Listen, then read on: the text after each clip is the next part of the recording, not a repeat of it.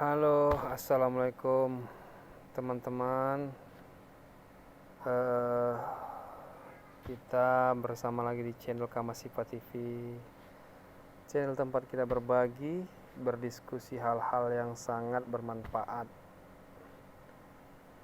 Kita kali ini mau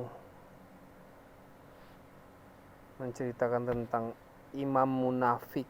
Ya, imam munafik itu termasuklah imam yang kafir dia. Jadi begini ceritanya.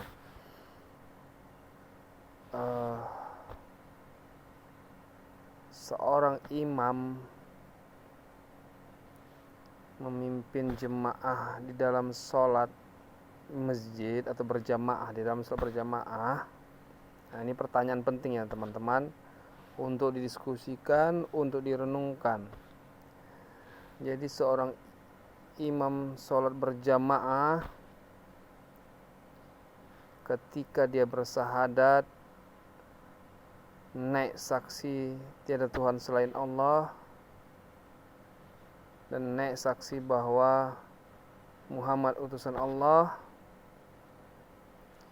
Jika seorang imam berucap itu tapi tak ada yang disaksikannya, tak ada Allah yang disaksikannya, tak ada Muhammad yang disaksikannya, kira-kira menurut teman-teman, menurut saudara-saudara, itu bohong apa tidak? Seorang imam mengangkat syahadat tapi tak ada Allahnya, tak ada Muhammadnya, menurut teman-teman, menurut saudara-saudara, itu bohong apa tidak? Kenapa? Ucapan dengan perbuatan tak sesuai. Dan jika itu bohong, maka jatuhlah kepada munafik. Disebabkan Allah bilang, al-munafikun salasun. Ciri-ciri orang munafik itu ada 3 perkara. Yang pertama, ketika dia berbicara, dia berbohong. Ketika dia berjanji, dia ingkar. Ketika dia dipercaya, dia berkhianat atau tidak amanah. Nah, itu satu hal yang perlu kita renungkan, saudara-saudara, teman-teman, bahwa tanpa kita sadari, ternyata kita berbohong. Kita menyaksikan dalam bersyahadat, menyaksikan Allah, menyaksikan Muhammad, ternyata tidak ada yang kita saksikan. Itu pembohong namanya.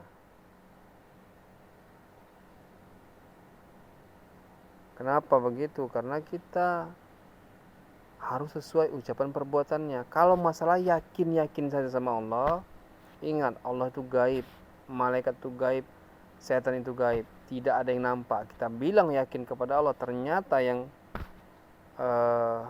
memberikan masukan, iming-iming, atau memberikan pengetahuan di dalam pikiran kita ternyata setan.